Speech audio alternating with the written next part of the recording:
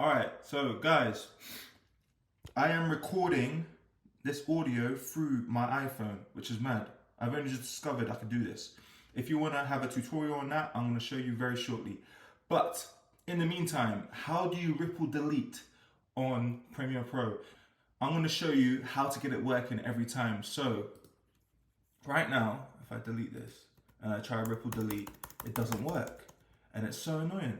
So the reason why it's not working, I have no clue. But the way to get around it is literally lock all the other layers off.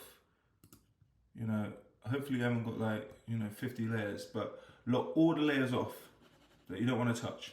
And then the layer that you actually want to ripple delete, just press backspace and it does it. Simple as that. Now, I don't know why that's the method to the madness, but if you've been like me and every now and again you've been like, what the hell, why is ripple delete not working?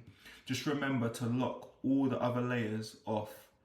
As you can see here, this is how you lock it off. Yeah, just lock all of them off and then you should be able to ripple delete as you wish. Okay?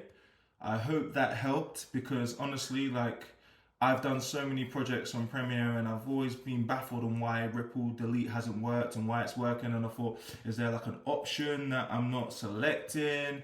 I've went through view and sequences and markers and is there something that I'm not putting on and whatever, but it's as simple as that. Just literally make sure you've got all other layers locked off and it will work just like that.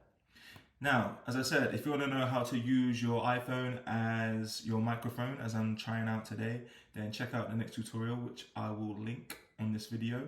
But yeah, otherwise, I hope that has helped, and subscribe if you want more tips and info on how to do anything that's really cool with motion graphics, video, or photography.